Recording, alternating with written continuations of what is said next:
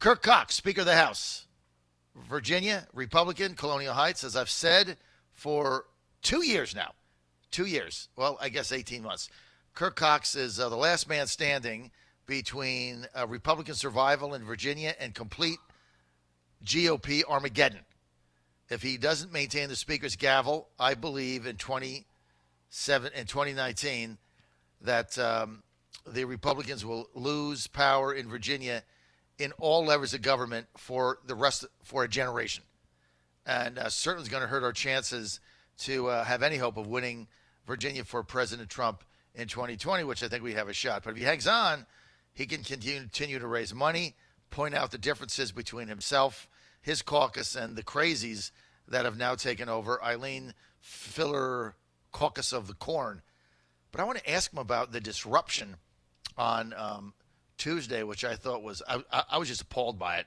But let's get the Speaker to weigh in on it. Speaker Kirk Cox, you're on the John Fredericks Show. Thanks for being with us, sir. Hey, John, it's great to be with you.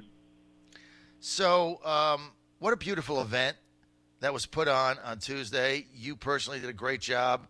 I thought Rob Whitman's speech was excellent. You know, incoming State Senator Joe Morrissey, who you know I share an office with, who's a friend of mine, told me after it was over, he said, you know, that was the most beautiful event I've ever been to in my life. Not like just this year or Wednesday or 2019.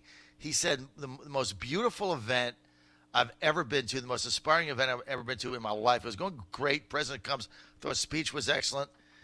And then a Virginia state legislator interrupted the president, shouting, "You can't send us back." He's got signs up. I don't know how he got through security with those signs. Nobody else could do that. And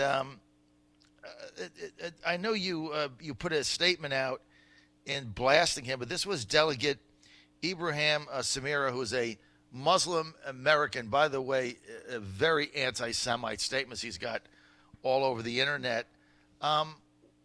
You put a statement out, Mr. Speaker, but just break down your feeling about what happened there and why you were so upset by his behavior. Well, I will, John. But first of all, I do want to start with the positive. It was a tremendous event. I can't tell you how many people have come up to me and said the same thing. It was one of the most inspiring events. We're still here. We're doing 2 days of the future of democracy, and we've had incredible, uplifting, I think, seminars. And the president was spot on with so many things. And I do want to highlight that a second, then I'll be glad to get to Delegate Samira. But he said just great things like, it's the greatest accomplishment in the history of the world, obviously what happened in 1619. I love his can-do spirit. Americans always get the job done. Our future is bigger, bolder, brighter than ever before. And then he talked about self-rule. I love this quote: every day Americans coming together to take action, to build, to create, to seize opportunities, to pursue the common good, and to never stop striving for greatness.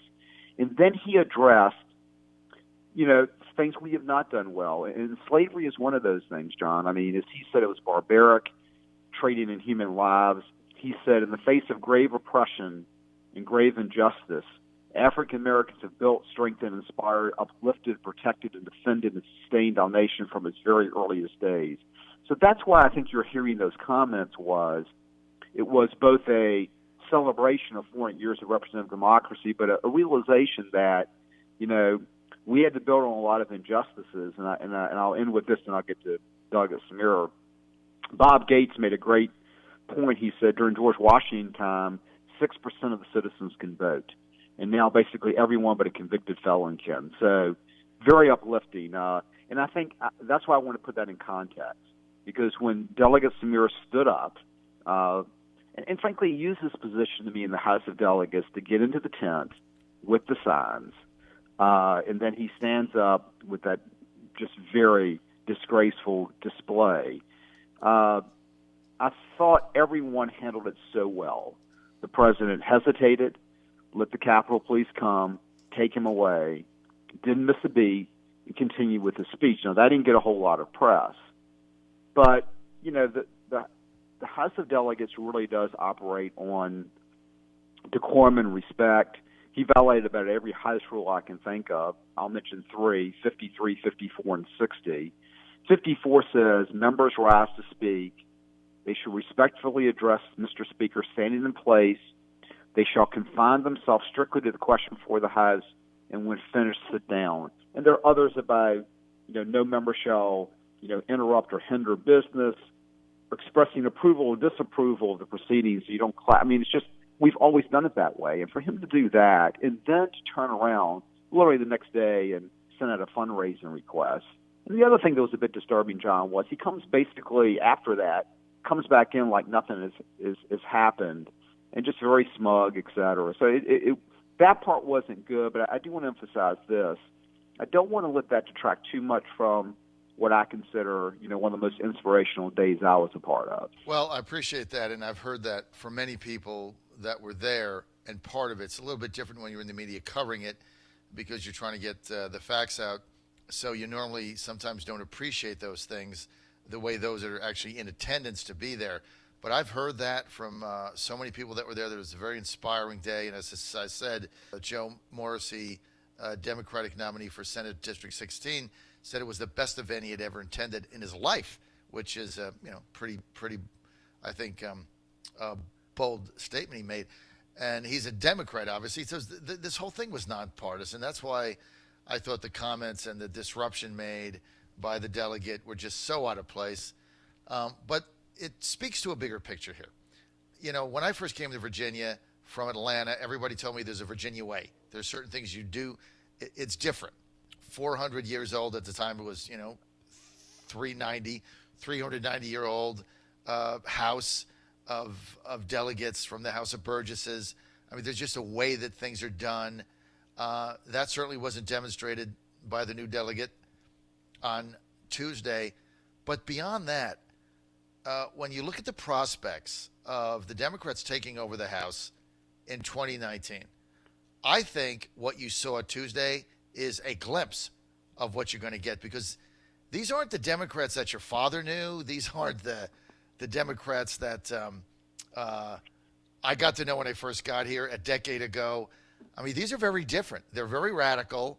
You got a couple of them that are downright socialist or communist, like Lee Carter and Manassas. They all want to get rid of right to work, which has led Virginia, again, to being the number one state for work in America. Tell me about the stakes in 2019 and some of the issues defining a Kirk Cox speakership and a Eileen Filler-Corn speakership. What is going to be the difference? Well, I'll be glad to, and I want to emphasize your point. It's interesting that, everyone forgets Governor Northam spoke at 7:30 in the morning. And can you imagine, with everything that's going on with Governor Northam, or even go back to the session, can you imagine Republicans walking out on his speech after his scandals? We would never think about doing that. But to your point of, what are the differences? They are stark. I think, number one, you would say that Virginia was recently named the best state to do business by MSNBC again, but it's taken us about 7 years to get back there. And the reason for that is our right to work law, which you mentioned, which the Democrats tried to repeal this year. They've had freshman Democrats stand in front of a sign that says repeal the right to work law. They have really a Green New Deal, just like the AOC version, et cetera, on the federal level that would cost probably in the $7.8 billion range. We blocked $17.8 billion worth of bad business bills, and that is the Virginia Chamber of Commerce. They did a report card that said that the average grade of a Democrat was a D and the Republicans an A and 7 Fs, speaking of the Lee Carters of the world. It would fundamentally change Virginia, and it would be quick. That's what I really try to emphasize to people. Alfonso Lopez, one of their delegates, said it would basically take us 2 afternoons to undo that Virginia way. And they are very, very liberal, being a little bit kind there. And I don't even think they've showed their true colors, because you're trying to get elected. And I think that's coming out now. I think the good news, John, is that that more socialism message does not resonate with folks. And, they don't want that. And we're knocking doors very hard. I just got our door knocking report of all candidates, and we had literally 10 candidates, knock probably over 190 doors last week. So I feel very good about message-wise. I think people are seeing what the state Democrats are all about. I feel good about holding the majority. I really do. What do you have to do in order to get there? I mean, there's a couple of seats because of the redistricting that really you're going to lose. There's probably two, maybe three of them. Your own seats at risk. What are some of the key seats? Because all I'm looking at is 51, right? You've got to win 51 seats in order to maintain the speakership. So whether you get 51 or 55 is irrelevant to me. You need to get 51. So there's a couple seats that mathematically, because of the redistricting, are gone. I'm not going to go into them now, but there's several of them. What seats do you think you can convert over that are held by Democrats right now? If you could run down your top 3 or 4, what would they be? Well, let me do this. I will run down some of the top ones, but we really do have 8 to 10 really in play. And so, and I really do think they're toss-ups. So a little difficult, but I would say Northern Virginia, we have several, I think, in play. Randy Minshew, obviously, who was a delegate before, excellent. I mean, I think he's running a very good campaign. Rich Anderson, a retired colonel, is running again. I think Rich has a shot. We have also up in Northern Virginia, DJ Jordan, who is a great African-American candidate in Scott Linkenfelter's old seat. And also Kelly McGinn. I think all those are in play. That's the Danica Rome seat. Down my way, I think we have 3 very much in play. We have Manoli LaPazzi's old seat, which is Garrison Coward, who's a great young African-American candidate.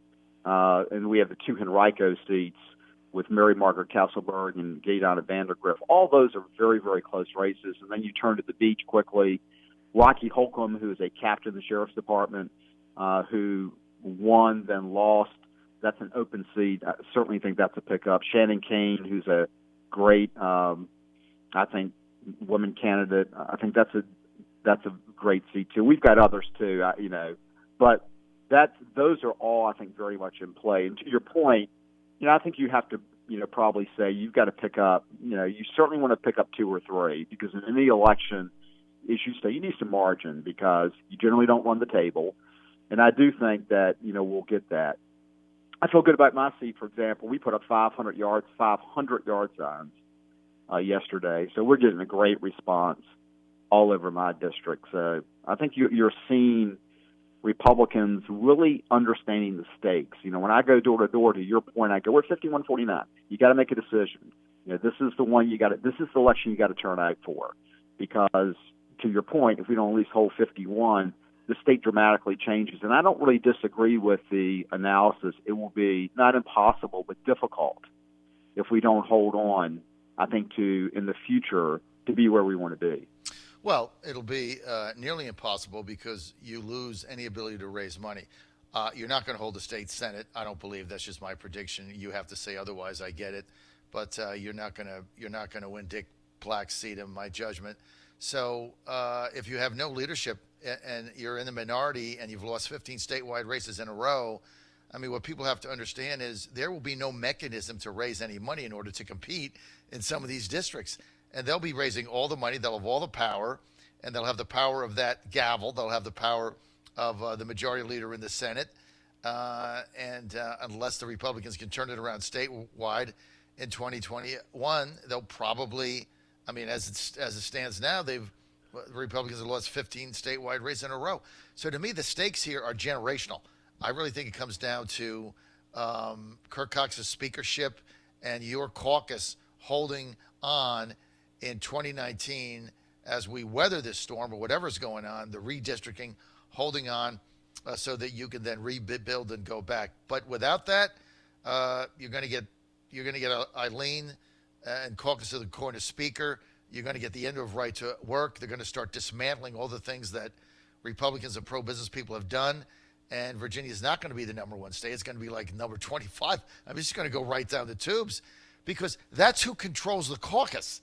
Because it's not like before when, okay, Saslaw is the majority leader, you get a little movement. Then Norman's the majority leader in the Republican Senate, you get a little movement. I mean, you put Eileen Filler-Corn in there as Speaker, Kirk Cox, with that caucus that she has, with people like the delegate that went in and disrupted the speech, and the communist in Manassas, Lee Carter, and some of the other super progressive liberals they have. I mean, you don't know what you're going to get. So I think the stakes are exceedingly high. You mentioned three seats in Central Virginia in Richmond: Garrison, Coward, Mary Margaret, Castleberg. What was the other one? Gay Donna Vandergriff. That's the old Jimmy Massey seat. That's Gay Donna. Gay Donna Vandergriff, who I consider my warrior knocking doors. I've only beaten her like 2 or 3 weeks. She routinely averages about 300 doors a week. Very engaging lady. She's from Southwest Virginia, came up from poverty. Great story. She's went and got her degree. She's PTA. I mean, I think she's a great candidate. Very grassroots oriented. So I think she puts that race in play. How will your election caucus be financially? Are you going to be able to compete with the money the Democrats are going to be able to raise and their ground game? How does that look? Well, it's a good question. I mean, I've spent a tremendous amount of time raising money. I know you do. Said repeatedly, I'm well ahead, and Speaker Howell was a good fundraiser. I'm well ahead of where he was. But yeah, we're going to need to really, the next 30 days, grind on raising money. But I feel good about that. I mean, I think, once again, both on the grassroots level and the money level, people are really starting to realize. I mean, I sent a small dollar contribution letter out. I think Todd Gilbert did too. We got tremendous response. People are finally starting to focus, John, on what you just said, that it's 5149. This is it, and always the myth of money is they have unlimited money between Michael Bills and Sonia Smith, who are the very liberal Charlottesville couple, and Tom Steyer and George Soros. The money's going to be on their side. What we need to do, which we will do, is we need to raise the money that we need to do to run our campaigns. Mm-hmm. But your point's well taken. If we don't keep control of the highs, that becomes much more difficult. If we do keep control of the highs, we'll be fine. And so that's the key. I mean, it is, whether it be money in the future, whether it be a lot of other things, it is that, and of course the most important thing is great public policy. We've got to keep control. People have to understand, to your point, and especially what I consider those, the Republicans who turn out only in presidential elections, those swing voters who I think are scared of the socialist agenda. We need them to show up. Well, it's a generational election, and if the Republicans in the House, if your caucus does not prevail, it's going to change the dynamics in the state for, I believe, 4 or 5 decades. I don't see how you would come back from this. It would be very, very difficult thing. Let me tell you the other issue, which is reality. I mean, right now, the Trump campaign, Trump 2020, is looking at Virginia as a top-tier state. And we're getting the resources, they're getting the staff, they're hiring people. But that's going to be dependent going forward on how Virginia does in the 2019 elections. So if you lose the Senate, you get wiped out in the House. It's unlikely that the Trump campaign is going to continue to pour resources in Virginia, and that comes off the table. So the stakes here are so high, and I would encourage anybody that's not registered, listen to me now, or doesn't normally vote in this type of thing.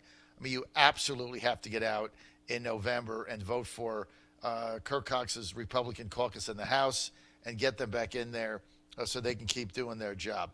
All right, I got another minute. I got to get to baseball. So here we are, August 1st. Deadline's over. You're a Yankees fan. Just FYI, the Astros right now, my team, Houston, best record in the AL, only 1 game behind the Dodgers. We got Eric Greinke yesterday from Arizona. The Yankees stand pat. You've got 1 starter. I've got 4. I don't know how you beat us. Yeah, I wasn't happy you got Zach Greinke. No, he would have been terrible in New York, as you know. He doesn't. I think he had a no clause against New York. He doesn't like that type of big. But it's a good pickup. I mean, he pitched against us yesterday and only gave up a run. I mean, we're going to have to get Severino back, who's a good young pitcher, and Betances, our great reliever. And they're going to have to perform well. Paxton's going to have to do a lot better. If Paxton can do better and Severino can come back, we got a shot. But I'll start pitching's got to improve. We gave up more runs in 5 days, I think, than Yankee history. But we can rake so we can hit. So it'll be a good series. But the Greinke move was a smart move. I don't disagree with that. He's a good fit for y'all. He would not have been a good fit for us. No, I like it. You know, he's 35 years old, but so is Verlander. They have him for 2.5 years. I mean, we gave up a lot. I get it. You know, you don't like to give up, 3. We gave up 3. Houston gave up 3 of their top 5 prospects, right? They kept 2, gave up 3. I mean, one of those 3 is going to be permanent all-star somewhere. I think Seth Beer might be the guy, but I mean, they gave up a lot. But right now they have a really good team, and so they set themselves up for a couple of seasons.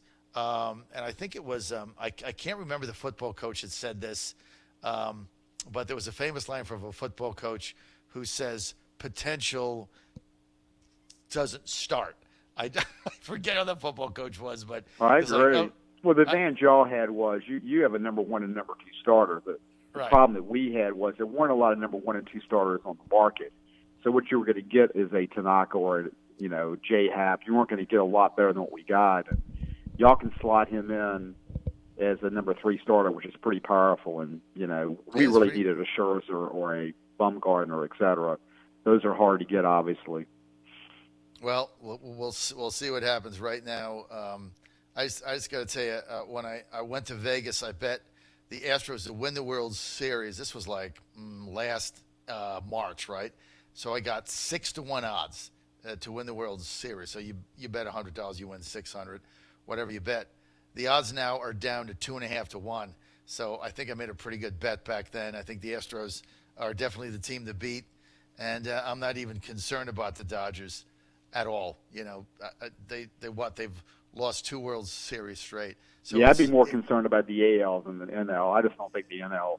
I think whoever comes out of the AL wins. Astros, Yankees. That's going to be the epic 7-game divisional series, and you and I will be talking about it every day. We're out of time. John Fredericks Radio Network. Kirk Cox, Yankees fan.